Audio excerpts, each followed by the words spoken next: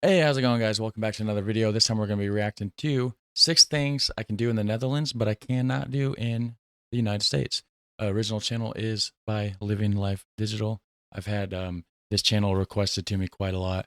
It's a American girl that lives in the Netherlands, and she does like a lot of vlog style videos, a lot of like comparisons, like what she's learned, I guess, from her viewpoints of being an American living in the Netherlands and how it compares to America and all that sort of thing. So, without further ado, we're going to jump right into it. And as always, you can find the link to the original video down in the description section down below. Make sure you go check out the original channel and show them some love. So, we're going to check it out, find out 6 things I can do in the Netherlands, but not in the USA. Hi friends, welcome or welcome back to my channel. If it's not your first time here, thank you so much for coming back. And if it is your first time, thank you for clicking on this video. So you guys may or may not already know that we've been living in the Netherlands now for coming up on a year. And I've noticed a bunch of things that are specific to life here in the Netherlands. Sorry, my phone was going off, guys. A bunch of things that are specific to life here in the Netherlands, things that maybe I would not be able to do in the United States or not necessarily do them in the same way. So in today's video, Public transportation is better. Biking, you can get around a lot easier, stuff like that. I don't know what else she was, is going to bring up, but I'm going to be talking about 6 things that I can do in the Netherlands that I could not do in the United States. So you guys know how we do it here. Go ahead and get comfortable, get yourself your favorite drink, and we'll get right into it.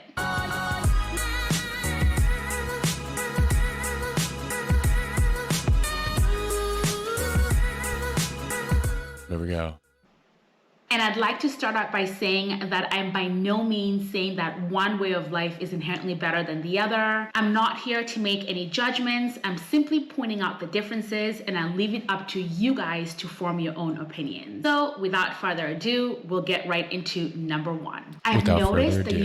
Number 1. So without further ado, we'll get right into number 1. I've noticed that you can take your well-behaved dog out to eat with you. So this is definitely one of the first things That's definitely different than the United States. The only time you're going to be able to bring your well-behaved dog out to eat with you is if it's a service dog and you're like blind or something like that, and you need it for like assistance.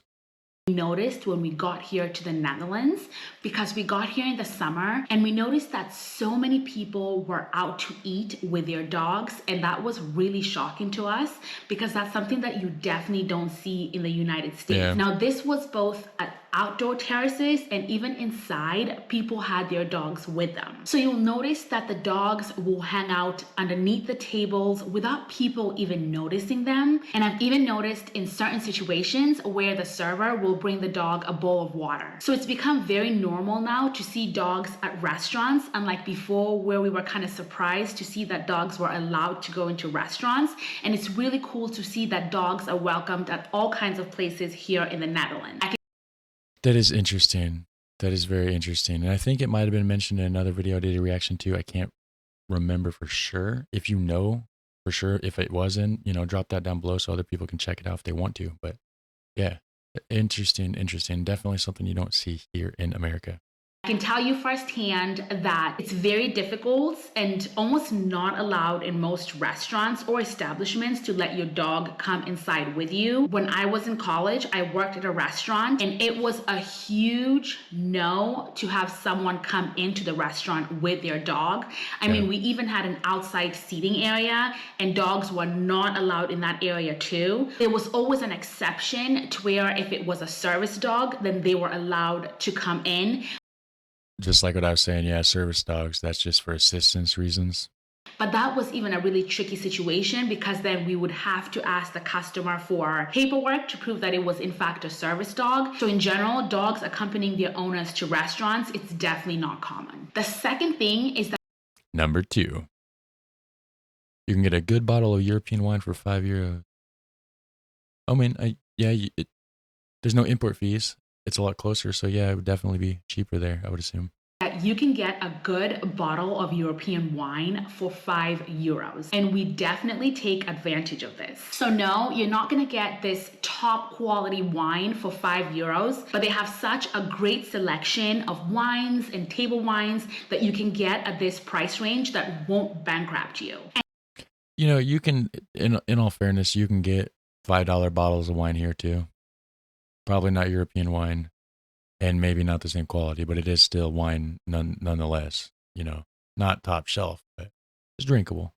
And even if you choose to go into a wine store as opposed to buying your wines from, say, a supermarket, for example, the bottles of wine are also very reasonably priced. So I recall in the United States, any wine that you got from the supermarket wasn't really good wine. I mean, it wasn't horrible, but you definitely didn't get your good wines from the supermarket. And it's not something that you took to a friend's house for a party.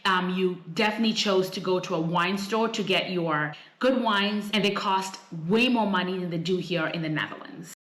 Not terrible, like she said. It's good. It's good wine, but it's not high end for sure. But yeah, so for sure they have better quality over there, is what she's saying for $5 price range. Nice. Good to know. The third thing Number 3. is that you can see a doctor without worrying about the cost. Yep. Free healthcare. And what's even more surprising to me is that doctors can make a house call if you're too sick to get out of bed. Now, I'm not saying that all Americans worry about medical costs because some people have great insurance, but a big difference is that everyone here in the Netherlands has the same base insurance coverage. The fees are standardized, and on top of that, you can get additional supplemental health insurance at an affordable cost. Like I said before, doctors here can make house calls, and I know it sounds or seemed so old school when I first heard about it, but I think it's something that is so necessary, especially if you're feeling really sick to get out of your house on that day. And you're going to be more comfortable in your own home environment, home setting, than to be in a hospital and be all stressed out, hooked up with the machines and not in your own home.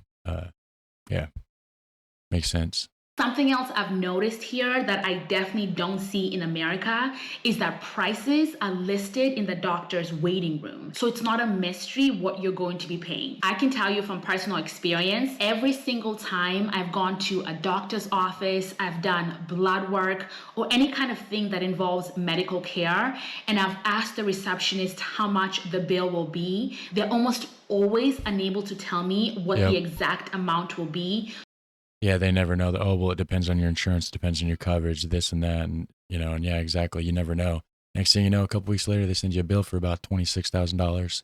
Surprise your ass real quick, what they do. So it's always a mystery when you're waiting to receive your bill. I mean, the medical costs are insane and really anxiety inducing anytime you go and see a doctor, but that's certainly not the case here in the Netherlands. Better for peace of mind. You don't have to worry and stress. You can actually just take care of your health. And that is what I'm looking forward to.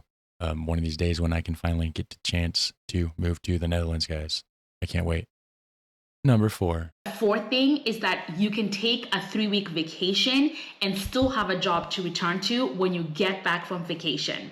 Yep. Paid holiday time, paid vacation time, guys. Not something you get here. I mean, you do sort of, it's different.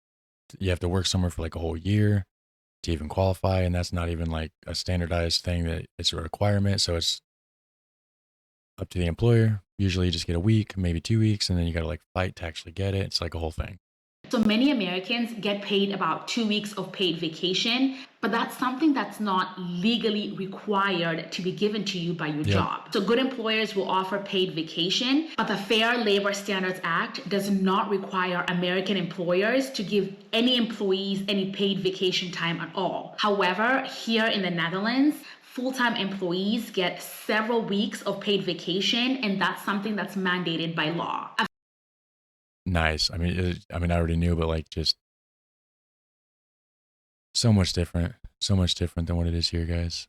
I've spoken to so many Dutch people that take 2 to 3 weeks vacation in the summer and actually travel somewhere. It seems like it's the normal thing to do around July and August. So it's not grounds for termination if you choose to take a long vacation. It's not a sign that you're slacking off at work and you're lazy like it's sometimes perceived in the US. Yeah, exactly. You want to take a week vacation off? You're entitled to it. You know, you've already earned it. You've worked there for over a year. And then, it's like, then they got to fight with you or, to try to even get it. It's a big hassle. And then they act like, you're just lazy and you're breaking their back to even take the time off work. And it's like a whole thing. Sucks.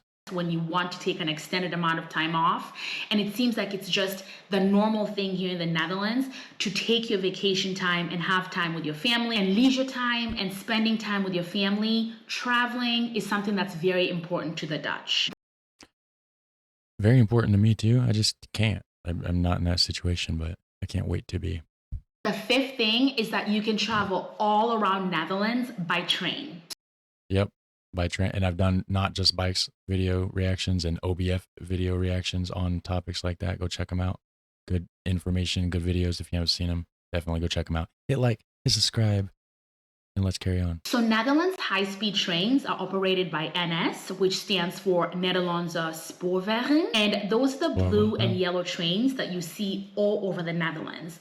So basically, if you are in Amsterdam, for example, you could get around to just about all cities in the Netherlands using the train. And I believe outside of the big cities, they have regional trains that you can use as well. So you don't really need a car when you live in the Netherlands. The public transportation is very well connected and you can just about get to all the different cities. Yep. And there was another, speaking of not just bikes reactions, I did one that was on like car-free travel in the Netherlands. Check it out. Good video. And on top of that, if you fit into a certain category, so say for example, you're a student or a senior citizen, then they have discounts for using the public transport. So these trains are really fast, the travel times are reasonable, so it's really cool to be able to conveniently getting around using the trains. And finally, number 6 is that you can graduate university without going into debt or with very little debt. Way big difference here. Way big difference. University cost in the Netherlands for Dutch and EU nationals is a fraction of the cost of what students pay in the US. So many public universities offer tuitions that are just a couple €100 a year, and even the top tier. A couple hundred a year. I knew it was cheap and I knew it was widely available, but a couple hundred a year? Wow. That won't even cover like a day here of schooling. Like, that's crazy. Universities are far less expensive. So it's really common in the US for adults to carry their student loan debt for years. I mean, well into their 30s and 40s. And I believe it would be unusual for a Dutch person to carry their debt for this long. So even medical school in the Netherlands does not cost hundreds of thousands of euros. And if you chose to do a master's program, it ranges from about 4,000 to 5,000 euros a year and not 5 times that amount. Even for foreign students that are not Dutch or EU nationals, the amount that they pay for tuition is nowhere near what they would pay for tuition in the United States. All right, guys, that wraps up my list. Tell me if there's anything that I may have missed that you've noticed that you can do here in the Netherlands that you cannot do in the United States. I hope you guys enjoyed this video. Let us know, guys. If you did, please don't forget to give it a thumbs up and please subscribe to the let us know. You know, she didn't touch base on the bike situation. She didn't touch base on the grocery store convenience and whatnot. Anything else she didn't touch base on, let me know down below. In the meantime, you guys hit like, hit subscribe, and have a super fun, awesome day. I will catch you in the next one. Take care.